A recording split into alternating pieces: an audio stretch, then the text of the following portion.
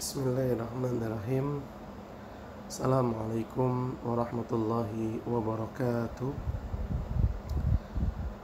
Alhamdulillah hamdan katsiran thayyiban mubarakan fi kama yuhibbu rabbuna wa yardah, wassalatu wassalamu ala man la nabiyya ba'dah, amma ba'd. Alhamdulillah, kita bersyukur kepada Allah Subhanahu wa taala. Pada kesempatan di hari ini, Allah Subhanahu wa ta'ala memberikan kepada kita nikmat yang diantaranya adalah nikmat sehat, nikmat kesempatan, dan nikmat waktu luang. Hingga pada hari ini Allah Subhanahu wa ta'ala memberikan kita kemudahan dan kita bisa melanjutkan kegiatan pembelajaran kita. Kita memohon kepada Allah Subhanahu wa ta'ala, semoga Allah memberikan kepada kita kemudahan dalam memahami apa yang akan kita pelajari, memudahkan bagi kita untuk mendapatkan ilmu yang bermanfaat, ilmu yang barokah, yang menjadikan kita semakin mengenal Islam, dan sehingga Allah pun menjadi ridho kepada kita. Dan tidak lupa pula, marilah kita memperbanyak bacaan salawat dan juga salam. Semoga salawat Allah dan salamnya selalu tersampaikan kepada junjungan kita, Nabi kita yang mulia, Nabi Muhammad Sallallahu Alaihi Wasallam, juga kepada keluarganya, kepada para sahabatnya, dan kepada orang-orang yang selalu setia mengikuti jejak sunnah beliau hingga hari kiamat. Allahumma la sahla illa ma ja'altahu sahla wa anta taj'alul hazana idza syi'ta sahla. Rabbi shrah li sadri wa yassir li amri wahlul 'uqdatam min lisani yafqahu qawli. Rabbana zidna ilman warzuqna fahman. Ahibati fillah, insyaallah pada kesempatan kali ini kita akan masuk ke dalam pembahasan yang baru dari kitab zakat, yaitu pada bab ketiga.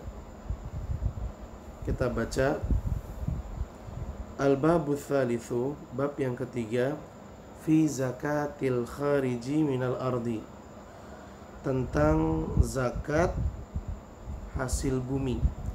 Zakat al-kharij, yang keluar minal ard, dari bumi. Zakat pada sesuatu yang keluar dari bumi, atau bisa kita singkat menjadi zakat hasil bumi. Wa fihi masail, dan pada bab ketiga ini ada beberapa pembahasan yang akan dikaji. Al-mas'alatul ula, pembahasan yang pertama, mata tajibu wa dalilu dzalika. Kapan sih wajib mengeluarkan zakat hasil bumi dan apa dalilnya? Dalil yang menyatakan hukum tersebut. Dalil yang menyatakan kapan waktu wajib untuk mengeluarkan zakat hasil bumi. Baik. Di sini penulis rahimahullah mengatakan al-aslu fi wujubiha qauluhu ta'ala ya ayyuhalladzina amanu anfiqu min thayyibati ma kasabtum wa mimma akhrajna lakum minal ard. Perhatikan, yaitu dalam surat Al-Baqarah ayat 267. Allah Subhanahu wa ta'ala berfirman, hai orang-orang yang beriman, nafkahkanlah di jalan Allah. Artinya, zakatilah sebagian dari hasil usaha kalian yang baik-baik. Apa yang kalian peroleh, apa yang kalian dapat, maka dari sebagiannya zakatilah dan ambil dari hal-hal yang baik untuk dizakati. Jangan ketika mengeluarkan zakat itu yang dipilih adalah harta yang jelek, harta yang kita pun gak mau untuk menerimanya. Jangan. Dan sebagian, kata Allah, dan sebagian dari apa yang kami keluarkan dari bumi untuk kalian. Nah, di potongan ayat terakhir kata Allah, sebagian dari apa? Sebagian dari sesuatu yang kami keluarkan untukmu. Sebagian dari sesuatu yang kami keluarkan dari perut bumi untukmu. Ini juga perlu untuk dizakati, kata Allah. Hasil bumi juga harus dizakati. Inilah yang menjadi dalil hukum zakat hasil bumi. Baik. Wa tajibu zakatu fil hububi idza ishtadda al-habbu wa sara farikan wa tajibu fi thimari inda buduwi salahiha bihaisu tusbihu thamaran tayyiban yukalu wa la yushtaratu lahul hawlu liqaulihi ta'ala wa atu haqqahu yawma hasadihi. Ini perlu kita perhatikan ya.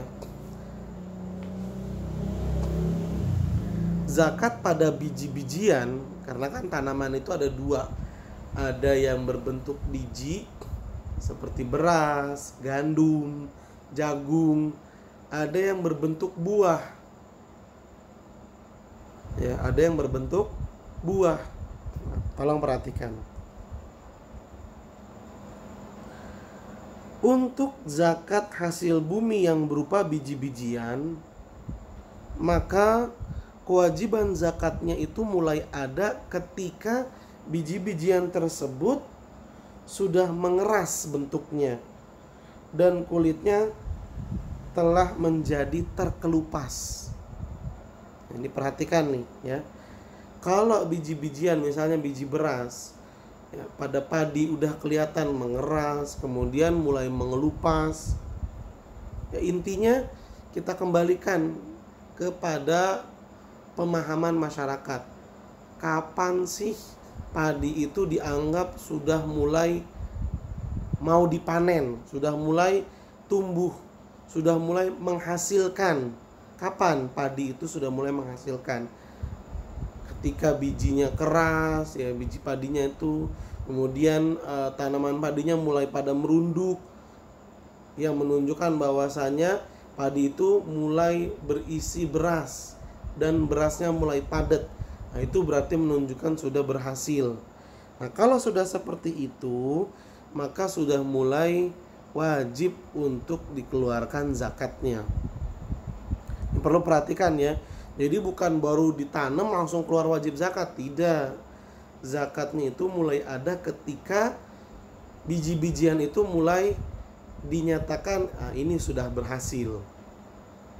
Bagaimana kriterianya? Bisa dikembalikan ke pemahaman masyarakat. Umumnya biji-bijian itu mengeras dan kulitnya mulai terkelupas, itu sudah menunjukkan kalau tanaman tersebut berhasil. Adapun pada buah, maka kewajiban zakatnya itu mulai ada ketika buahnya itu mulai masak, mulai matang. Artinya mulai matang tuh bagaimana? Buah itu sudah kelihatan bisa dimakan. Kayak misalnya mangga. Mangga. Ya. Ada mangga yang matangnya itu teksturnya mulai lembek. Nggak mengkel, nggak keras. Kemudian aromanya mulai tercium. Ini mangganya berarti sudah panen nih. Sudah bisa dipanen karena sudah matang nih. Ya, dan masing-masing buah tentunya berbeda-beda karakter telah matangnya. Maka kita kembalikan kepada pemahaman masyarakat setempat. Ada yang buah matangnya itu dia keras, udah mengeras nih, kemudian mulai menguning kulitnya, atau dengan kata lain warnanya yang tadinya hijau berubah, ya entah berubah menjadi kekuning-kuningan seperti pisang, atau berubah menjadi ungu, ya makin pekat warnanya dan selainnya. Kalau buah sudah terlihat tanda kematangannya, maka pada saat itu kewajiban zakat mulai ada. Nah, ini kita perhatikan ya. Jadi berbeda ahibati fillah. Tanaman yang bentuknya biji, tanaman yang bentuknya buah, mulai wajib dizakatinya berbeda. Kalau biji ketika mulai mengeras, kalau buah ketika mulai berubah warnanya. Intinya adalah mau biji-bijian atau buah-buahan sudah terlihat berhasilnya. Buahnya sudah, ya hasilnya sudah kelihatan berhasil. Maka ketika itu kewajiban zakat pada tanaman telah ada. Baik. Hal ini berdasarkan firman Allah Subhanahu wa taala surat Al-An'am ayat 141, dan tunaikanlah haknya. Maksudnya adalah dan keluarkanlah zakatnya pada hari memetik hasil tanaman, pada hari memanen. Keluarkanlah zakat pada hari memanen. Nah, dan ini ya, ada sesuatu yang membedakan antara zakat hasil bumi dengan zakat yang lainnya. Apa? Kalau zakat hasil bumi itu tidak menunggu haul. Haul itu apa? Haul itu menunggu 1 tahun berikutnya. Kayak misalnya emas. Emas ketika telah sampai pada nisabnya, batas minimal zakat, ini emas sudah sampai ini, maka nggak langsung dikeluarin zakatnya, tapi ditunggu dulu emas tersebut sampai tahun berikutnya apakah jumlahnya masih sampai pada nisab atau malah berkurang. Kalau misalnya sudah lewat 1 tahun jumlah emasnya berkurang dari nisab, maka nggak wajib mengeluarkan zakat. Tapi kalau jumlah emasnya masih sampai pada nisab, maka wajib mengeluarkan zakat emas. Berarti nunggu 1 haul dulu, 1 tahun. Berbeda dengan hasil tanaman. Kalau hasil tanaman pada saat manen mencapai nisab apa enggak? Oh, mencapai nisab. Ya, hasil panennya mencapai nisab. Itu enggak perlu nunggu 1 tahun, enggak perlu menunggu 1 haul, enggak perlu. Tapi langsung dikeluarkan zakatnya pada saat hasil panen telah sampai nisab, enggak perlu menunggu haul. Ini dia perbedaan antara zakat hasil bumi dengan zakat selainnya. Pada zakat hasil bumi tidak perlu haul. Baik. Fatajibu zakatu fi kulli mikyalin muddakharin minal hububi wa thimari kal hintati wa syairi wa dzarrati wal aruzi wa tamri wa zabibi wa la tajibu fil fawaqih wal khadrawat fal makilu liqaunin nabi sallallahu alaihi wasallam ya'tabara tawsiq fihi wa huwa tahmil wal muddakhar liwujudil ma'nal munasib li ijabi zakati fihi. Nah, ini juga penting nih. Perhatikan ahibati fillah. Wajib zakat itu ada pada setiap biji-bijian dan buah-buahan. Yang mana biji-bijian dan buah-buahan itu adalah makanan pokok. Diperhatikan nih. Oh, berarti makanan pokok doang ya tanaman yang harus dizakati. Iya. Makanan pokok, di mana makanan pokok itu bisa ditaker, ya, bisa ditaker dan bisa disimpan. Sekali lagi, zakat tanaman baik biji-bijian atau buah-buahan ternyata tidak semuanya dizakati. Tanaman, ya, hasil tanaman yang wajib dizakati adalah hasil tanaman yang merupakan makanan pokok. 1. Yang kedua, dia bisa ditaker. Dan yang ketiga, bisa disimpan. Kalau ada hasil tanaman memenuhi 3 karakter ini, berarti hasil tanaman tersebut termasuk hasil tanaman yang wajib untuk dizakati. Contohnya seperti apa hasil tanaman yang seperti itu? Yang pertama adalah gandum, ya, beras gandum atau tepung gandum. Yang pertama tepung gandum. Yang kedua adalah gandum yang masih berbentuk biji atau kita kenal dengan biji gandum. Mau gandum yang bentuknya tepung atau yang masih berbiji, keduanya adalah makanan pokok yang bisa ditimbang dan juga bisa disimpan. Maka dia termasuk hasil tanaman yang wajib untuk dizakati. Kemudian yang kedua adalah jagung. Jagung juga termasuk makanan pokok, bisa ditaker dan bisa disimpan. Kemudian apalagi padi. Nah, ini 3 contoh untuk biji-bijian.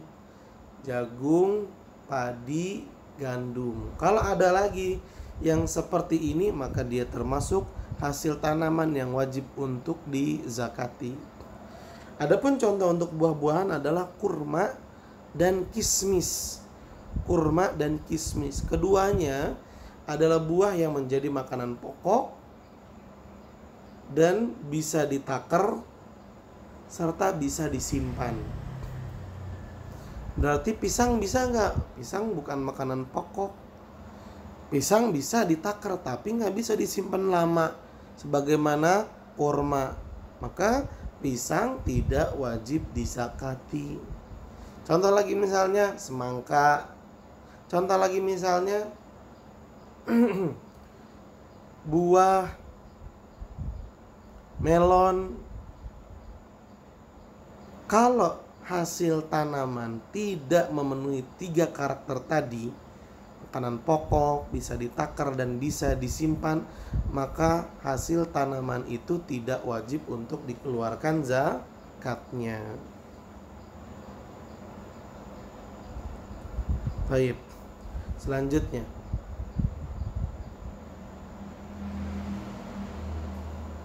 wa ala hadza fama lam yakun makilan wala muddakharan minal hububi wath thimari fala zakata fihi. Penulis mengatakan oleh karena itu hasil tanaman yang tidak bisa ditaker dan tidak bisa disimpan, baik itu berupa biji-bijian atau buah-buahan, kalau nggak bisa ditaker, nggak bisa disimpan, maka nggak ada kewajiban zakat pada hasil tanaman tersebut. Nggak ada kewajiban zakatnya. Ya, tolong diperhatikan ini. Taib.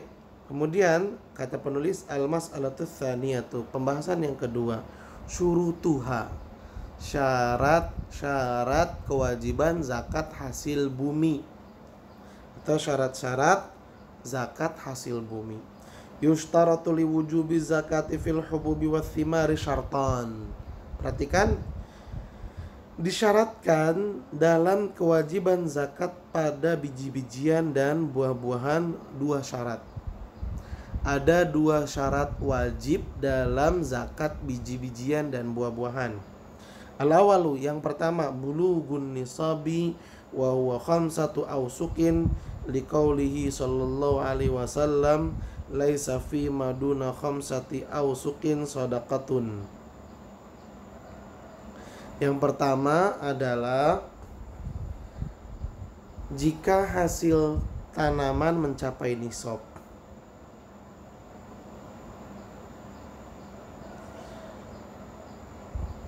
Berapa nisab hasil tanaman yang wajib untuk dizakati? Yaitu 5 wasak. 5 wasak. Berdasarkan sabda Nabi SAW, pada biji-bijian hasil bumi yang kurang dari 5 wasak, maka tidak ada kewajiban zakatnya.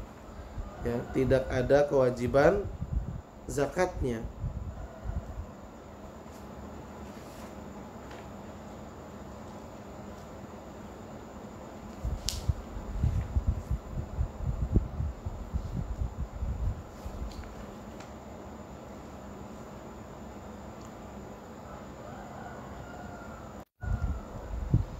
Dan 5 wasak itu kurang lebih 612 kg 5 wasak. Jadi kalau misalnya hasil panen kurang dari 612 kg, kalau kurang dari 612 kg maka tidak ada kewajiban zakatnya. Tapi kalau mencapai maka ada kewajiban zakatnya. Nah, di sini penulis memberikan contoh nih. Wal wasaku hamlul ba'ir wa huwa situna sa'an biso'in Nabi sallallahu alaihi wasallam. Wa khamsatul awsuq thalathumi'ati sa'in fayakunu zinatun nisabi bil birril jayyidi ma yuqaribu situmi'atin wathnatai asyra kilo jroman ala tibari anna wazna sa'i ithnani fasil arba'in kilo gram. Kata penulis, wasak itu adalah sebanyak takaran yang bisa diangkat atau dipikul oleh onta. Wasak ya, adalah ungkapan banyak, ungkapan timbangan atau takaran yang bisa diangkut oleh seekor onta. Kira-kira satu wasak itu adalah 60 sok dengan standar ukuran soknya Nabi Shallallahu Alaihi Wasallam. Wasak, sok, dan juga ada mud. Itu adalah takaran timbang di zaman dulu. Kalau zaman sekarang kan bunyinya kilogram, kuintal, ya. Kemudian ada ons dan yang selainnya, ton juga. Ini zaman sekarang. Kalau zaman dulu ada sebutannya wasak, mud, nisab, seperti itu. Jadi kata penulis, 5 wasak yang ditetapkan oleh Nabi dalam zakat hasil bumi itu adalah 300 sok. 5 wasak itu 300 sok. Bila ditakar dengan gandum yang bagus, maka ukuran 5 wasak atau 300 sok itu kira-kira 612 kg. Ya, 612 kg. Dengan pertimbangan acuan bahwa 1 sok sama dengan 2,40 kg. Kalau 1 sok 2,40 kg, sedangkan di sini Nabi mengatakan 5 wasak, dan 5 wasak itu ada 300 sok. Berarti 2,40 dikali 300 aja, maka keluar hasil 612 kg. Catat, 612 kg adalah nisab hasil tanaman, adalah nisab zakat hasil tanaman. Tsani an yakuna nisab mamlukan lahu waqta hububiz zakati. Nisab ini berada dalam kepemilikannya saat zakat itu wajib dikeluarkan. Ayo. Sekali lagi, hasil panen, hasil tanaman yang telah mencapai 612 kg telah mencapai nisabnya, itu berada dalam kepemilikan seseorang saat zakat itu wajib dikeluarkan. Maka kalau misalnya suatu lahan itu menghasilkan 1000 kg beras misalnya, berarti kan telah mencapai nisab. Tapi ternyata ketika ditelusuri, satu lahan itu milik 4 orang. Ya, itu punya 4 orang, bukan punya 1 orang. Maka ketika didapat, masing-masing dari 4 orang itu memperoleh 250 kg. Tadi kan hasilnya 1000 kg. Ketika dibagi 4, masing-masing dapat 250 kg. Berarti nggak ada kewajiban zakatnya. Nggak ada kewajiban zakatnya sebab belum mencapai nisab ketika dikembalikan ke masing-masing pemilik. Tapi kalau milik satu orang dan totalnya 1000 kg, ya, pada saat panen dipegang sama dia 1000 kg itu, maka wajib mengeluarkan zakatnya. Ini dia 2 syarat wajib dalam zakat biji-bijian dan buah-buahan. Yang pertama mencapai nisab, dan yang kedua ketika mencapai nisab hasil tanaman berada dalam kepemilikan. Al-mas'alatu tsalitsatu fi miqdaril wajib. Berapa jumlah yang wajib dizakati dari hasil tanaman? Wal wajibu fil hububi wath thimari al-ushru fima saqa bila kulfatin bi an kanat athariyatan aw tusqa bima'il uyun wa nisful ushuri fima saqa bima'unatin bi an kanat tusqa bid-dala'i was-sawani wa nahwiha liqaulihi sallallahu alaihi wasallam fima saqatis sama'u wal anharu wal uyunu aw kana ba'lan al-ushru wa fima saqa bis sawani awin nadhi nisful ushur. Ini perhatikan juga nih, kadar zakat yang wajib dikeluarkan dari biji-bijian dan buah-buahan ada dua ya. Kadar yang wajib dikeluarkan itu ada dua. Yang pertama wajib mengeluarkan 10% dari hasil panen. Kapan? Bila tanaman itu diairi tanpa maunah, tanpa biaya. Jadi tanaman itu diairi dengan secara gratis. Gimana bisa kok tanaman itu diairi dengan secara gratis? Contohnya adalah tanaman yang bisa menyerap makanan dengan sendiri. Akar-akarnya nyerap air dan makanan dengan sendiri tanpa bantuan orang.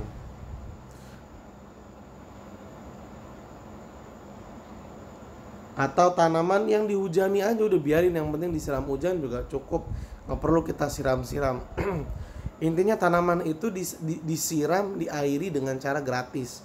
Maka kalau seperti itu, maka hasil panennya wajib dizakati sebanyak 10%. Dan 5% bila diairi dengan maunah, bila pengairannya membutuhkan biaya, seperti disiram dengan timba atau menggunakan bantuan hewan untuk mengairi tanaman tersebut, atau menggunakan alat. Intinya ya, tanamannya diairi dengan biaya. Maka kalau tanaman diairi dengan biaya, bukan dengan gratis pengairannya, hasil panennya dizakati sebanyak 5%. Nah, ini sesuai dengan sabda Nabi Shallallahu Alaihi Wasallam, pada tanaman yang diairi oleh air hujan, sungai, dan mata air, atau seperti pohon korma yang menyerap air dengan akarnya, maka kewajiban zakatnya itu 10%. Kewajiban zakatnya itu 10%.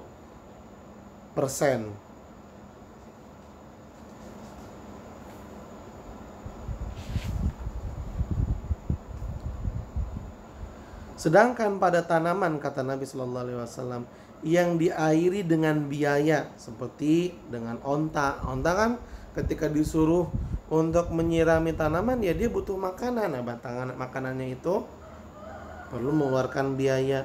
Atau alat timba, atau zaman sekarang ada pompa air, butuh pakai listrik dan yang lainnya. Intinya mengeluarkan biaya.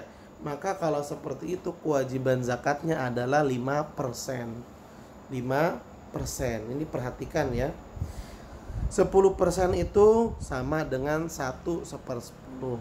Sedangkan 5% itu sama dengan 1/20. 1/20. Itu dia jumlah yang wajib dikeluarkan dalam zakat biji-bijian dan zakat buah-buahan. Tolong dicatat ahibati fillah dengan rapi agar bisa dimurojaah. Kemudian yang berikutnya ini, al-mas'alatur rabi'ah, pembahasan yang keempat, dan ini pembahasan yang baru, bukan dari biji-bijian dan buah-buahan. Apa itu? Fi zakatil asli, zakat madu. ya, zakat madu.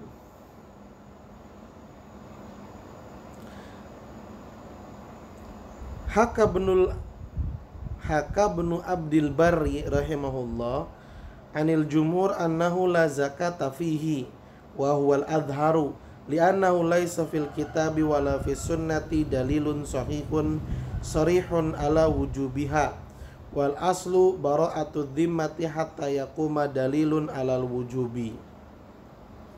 Seorang ulama, dengarkan, bernama Ibnu Abdil Bar rahimahullah, beliau mengatakan bahwasanya jumhur ulama bersepakat bahwa madu itu nggak ada zakatnya, nggak ada kewajiban zakat pada madu.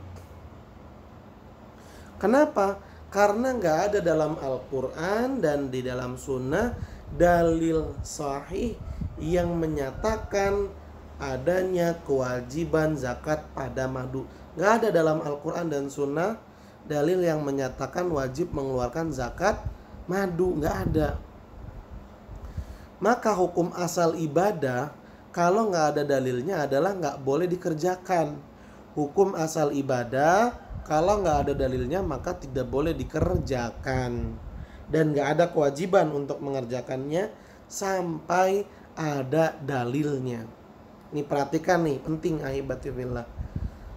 Pada dasarnya ibadah itu kalau nggak ada dalilnya maka nggak boleh kita kerjakan. Dan kita juga nggak wajib untuk mengerjakan. Kapan ibadah itu bisa kita kerjakan dan wajib kita kerjakan? Kalau ada dalilnya. Qala al-Imam Syafi'i rahimahullah, al-haditsu fi anna fil asli al-ushru dha'ifun wa fi alla yu'khadhu minhu dha'ifun illa an Umar bin Abdul Aziz wa ikhtiyari annahu la yu'khadhu minhu li'anna sunana wal athara thabitatun fi ma yu'khadhu minhu wa laysat fihi thabitatun fa ka'annahu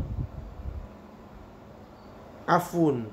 Wa qala Ibnul Mundhir laysa fi wujubi shadaqati fil asli khabarun yathbutu.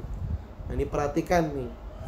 Di sini penulis ingin menyampaikan keterangan yang jelas dalam perselisihan pendapat mengenai kewajiban zakat madu.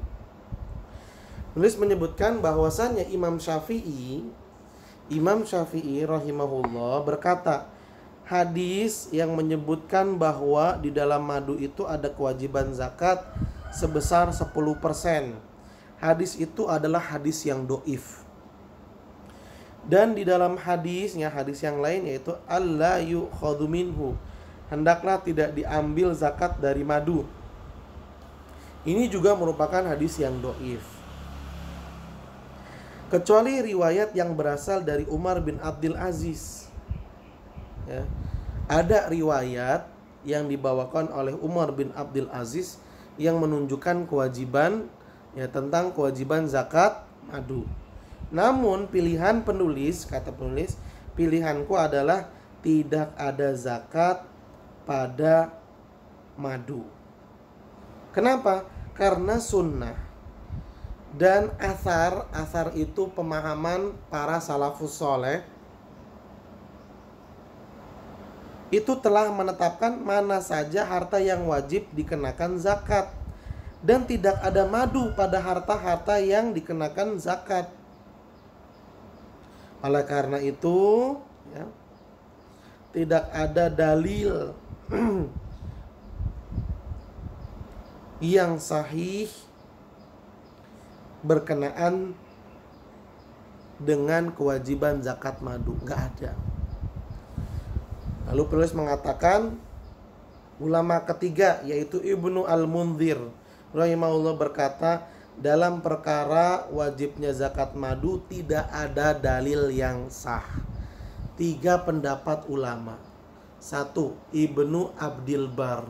Yang kedua, Imam Syafi'i. Yang ketiga, Ibnul Mundhir. Ketiganya mengatakan tidak ada kewajiban zakat pada madu. Nggak ada. Baik. Kemudian yang berikutnya, al-mas'alatu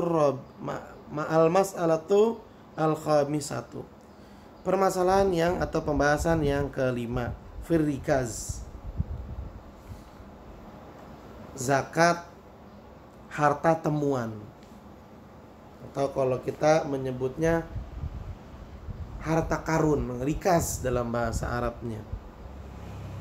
Perlu diperhatikan karena rikas juga termasuk hasil bumi.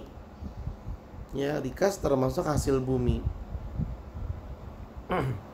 Ar-rikazu huwa mawujida min dafainil jahiliyati dhahaban aw fiddatan aw ghairahuma mimma alaihi alamatul kufri walam yutlabu bimalin walam yutakallafu fihi nafaqatun wa kabiru amalin wa amma ma tuliba bimalin wa tutallabu kabiru amalin falaysa birikazin wa yajibu fihil khumusu fi qalilihi wa kathirihi wa la yushtaratu lahul hawlu wa lan yusabu li umumi qawlihi sallallahu alaihi wasallam wa fir rikazi al khumusu.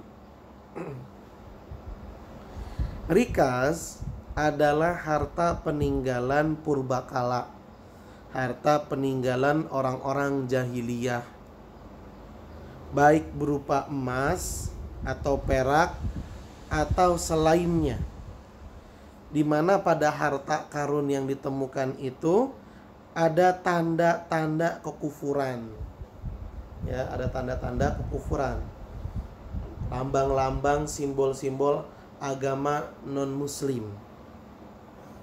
Kalau kita menemukan benda berharga seperti emas, terus di dalam emas itu ada tanda kalau ini peninggalan zaman dulu. Ya, udah gitu ada tanda kekufuran di situ. Ya, entah lambang salib, entah lambang berhala atau yang selainnya.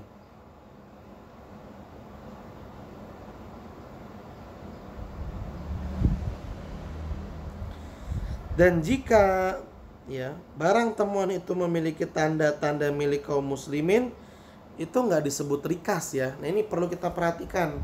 Ini rikas nih. Rikas itu harta karun yang ditemukan di mana pada harta karun itu ada tanda, ada lambang kafir seperti lambang ateis, lambang salib, lambang berhala atau yang lainnya. Ada tanda seperti itu. Kalau pada harta karun yang ditemukan itu tandanya tanda agama Islam yang menunjukkan oh ini milik umat Islam, itu tidak disebut dengan rikas. Tidak disebut dengan rikas. Dan rikas ini penemunya tidak mencari-carinya dengan mengeluarkan biaya. Dan juga tidak memerlukan usaha yang berat. Ini rikas. Pokoknya ketemu aja. Misalnya lagi nyapu halaman tiba-tiba nemuin harta karun. Padahal dia gak mencari-cari. Dia gak mengeluarkan biaya. Ini namanya rikas. Ketika didapat, oh ini bentuknya emas terus ada lambang salib, itu rikas. Tapi kalau ada bentuk emas, lambangnya kok lambang Islami, ini namanya bukan rikas. Dan rikas itu penemunya tidak mengeluarkan biaya serta tidak melakukan usaha yang berat. Bila yang ditemukan itu memang sengaja dicari dan mengeluarkan biaya serta usaha yang besar, maka barang yang ditemukan bukan disebut dengan rikas. Oh, berarti rikas itu, ya ini perhatikan, rikas itu ditemukan tanpa sengaja, nggak dicari-cari, ya. Ditemukan tanpa sengaja, ditemukannya tanpa biaya, ditemukannya tanpa mengerahkan usaha yang besar. Pokoknya ketemu aja. Yang kedua, pada harta karun itu terdapat lambang-lambang kekafiran yang menunjukkan bahwasanya itu milik orang kafir. Atau mungkin nemu satu kantong, kemudian di situ tertulis punyanya fulan, di mana namanya ini menunjukkan bahwasanya ini namanya bukan nama orang Islam, seperti itu. Kemudian ada tanda salib atau tanda-tanda lambang selain agama Islam, itu namanya rikas. Selain dari yang disebutkan tadi, maka tidak disebut dengan rikas. Pada rikas terdapat kewajiban zakat sebesar 20%.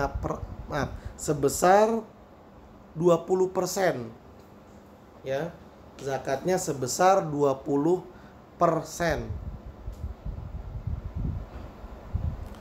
Mau yang ditemukan itu sedikit atau mau yang ditemukan itu banyak, maka kewajiban zakatnya adalah 20%. Nemuin emas tapi cuma separoh, tetap dikeluarkan zakatnya sebesar 20%. Nemuin emas sekotak, ya, sekarung, banyak berarti tetap zakatnya 20%. Mau banyak mau sedikit, rikas wajib dikeluarkan 20%. Dan tidak ada haul serta nisab. Makanya tadi dikatakan mau banyak mau sedikit tetap keluarin zakatnya 20%. Dan gak harus nunggu 1 haul, gak harus nunggu 1 tahun berikutnya. Alhamdulillah saya nemu rikas nih, saya tunggu 1 haul, gak perlu. Langsung dikeluarkan zakatnya pada saat itu juga.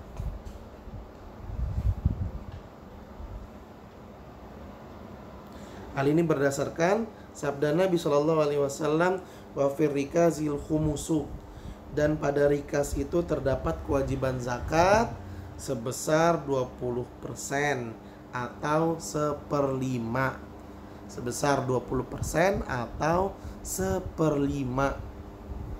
Ini catat nih, perhatikan ya. Tadi ada 10%, tadi ada 5%, nah yang ini 20%.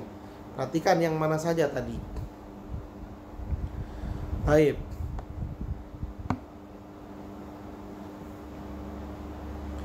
Wa huwa fai'un yusrafu fi masalihil muslimin al-amati wa la yushtaratu an yakuna min malin muayyanin fasawa'un kana min adh-dhahabi aw wil fiddati aw ghairihima. Rikas ini dihukumi seperti fai. Apa tuh fai? Harta yang didapat kaum muslimin tanpa perang. Misalnya nih, umat Islam mendatangi suatu daerah untuk memerangi kaumnya, karena mereka juga awalnya memerangi umat Islam. Pada saat didatangi sama umat Islam, mereka pada kabur.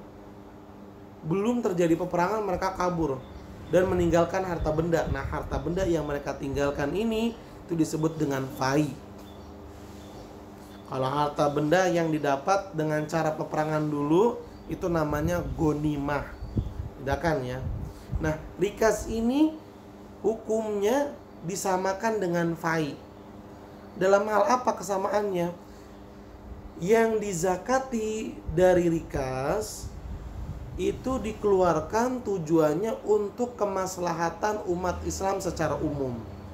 Jadi kalau kita dapat rikas, kan kita keluarin tuh zakatnya sebesar 20% atau 1/5. Buat apa? Ya buat kemaslahatan umum umat Islam, buat memperbaiki jalan, buat membangun jembatan, atau hal yang lainnya. Itu kegunaan dari zakat rikas.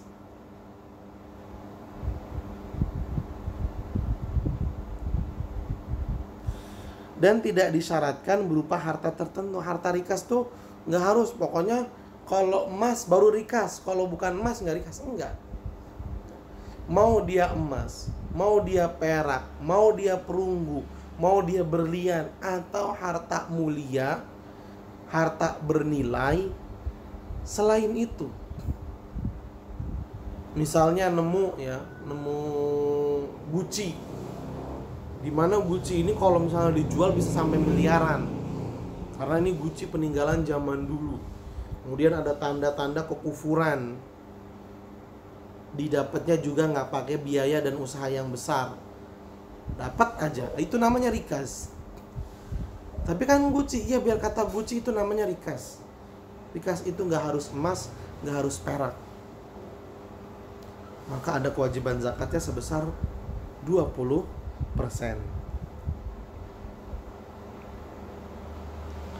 Baik. Wa yu'rafu kaunuhu min dafa'inil jahiliyati biwujudi alamatil kufri alaihi ka kitabati asma'ihim wa naqash suwarihim wa nahwi dzalika minal alamat. Bagaimana cara diketahui bahwasannya rikas itu adalah peninggalan zaman dulu? Gimana cara diketahui? Oh, ini peninggalan zaman dulu nih. Kalau dicari orangnya juga udah gak bakalan ada karena sudah meninggal. Diketahuinya ya dengan tanda-tanda yang terdapat pada barang rikas. Mungkin ada nama, ada tanggal, ada lambang, ada simbol yang menunjukkan itu adalah peninggalan zaman dulu dan punya orang kafir. Dari tanda-tanda tersebut. Kalau nggak ada tandanya bagaimana? Ya bisa dilihat ini tanahnya tanah siapa. Oh, ini tanahnya tanah umat Islam. Ini negeri Islam, berarti itu punya umat Islam. Tidak disebut dengan rikas. Ditemukannya di mana? Oh, ditemukannya di Inggris, di negeri kafir misalnya, di daerah kafir. Maka barang yang ditemukan itu bisa disebut dengan rikas walaupun nggak ada tanda pada barang tersebut.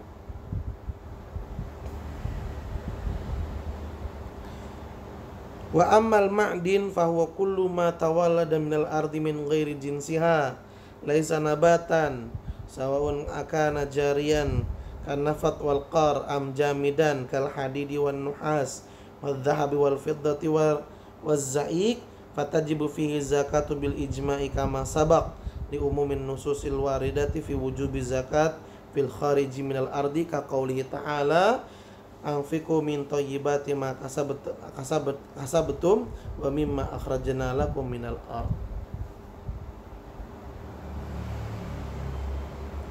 Baik.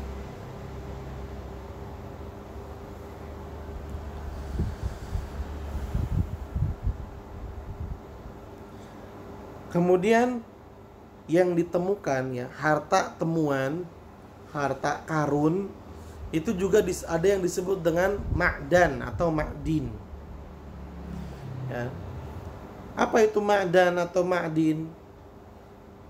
Ma'dan atau ma'din adalah barang tambang.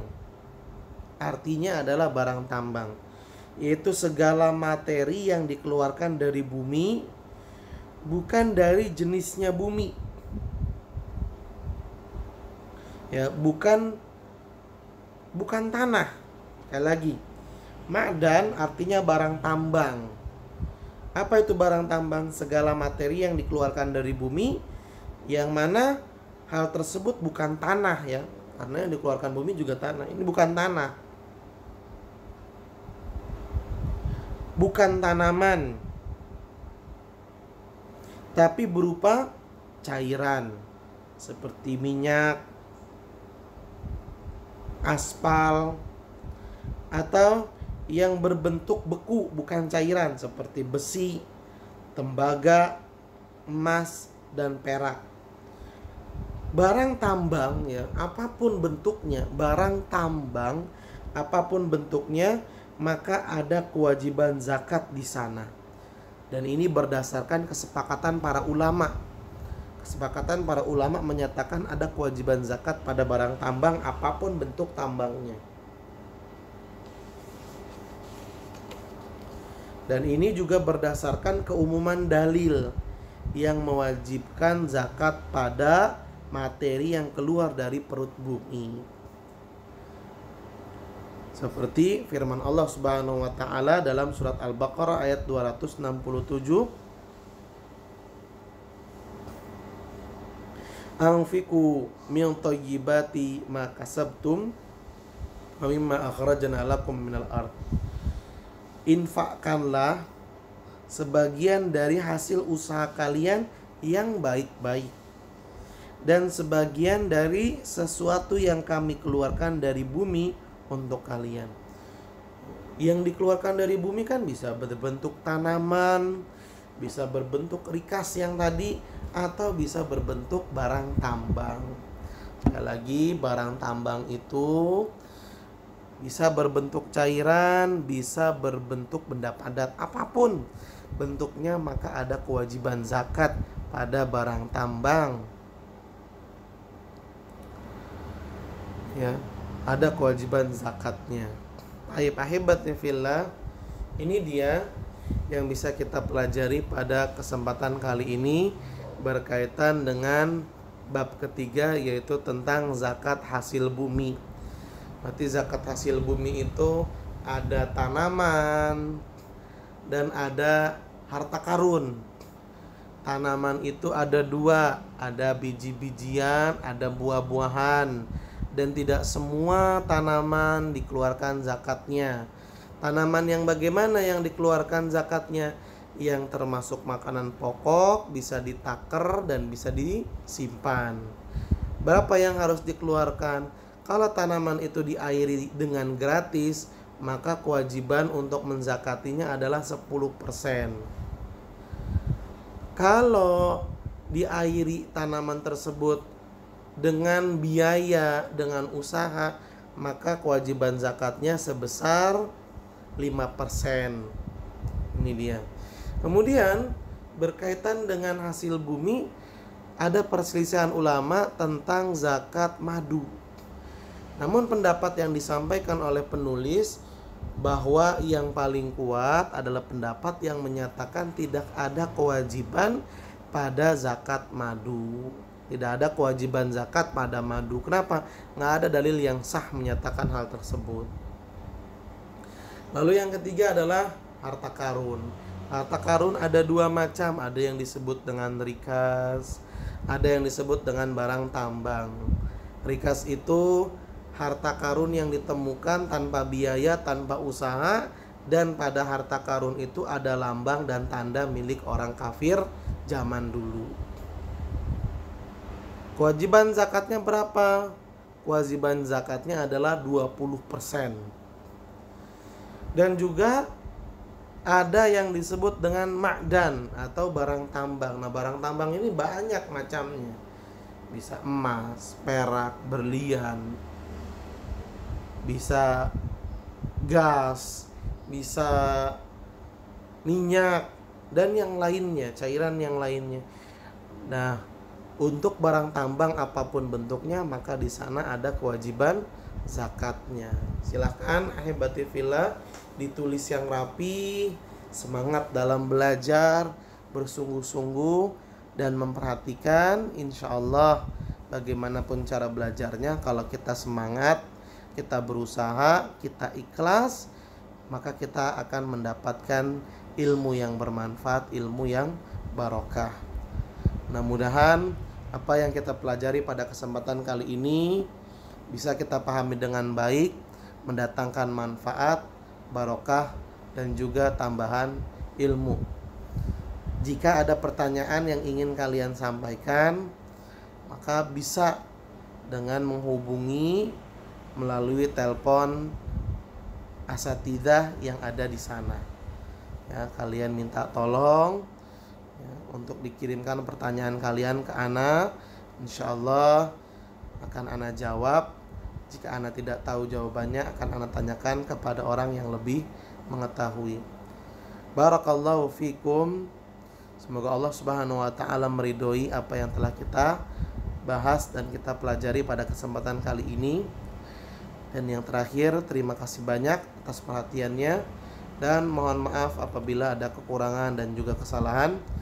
Mari kita akhiri pertemuan ini dengan membaca doa kafaratul majlis. Subhanaka Allahumma wa bihamdika asyhadu an la ilaha illa anta astaghfiruka wa atubu ilaik. Billahi taufiq wal hidayah. Assalamualaikum warahmatullahi wabarakatuh.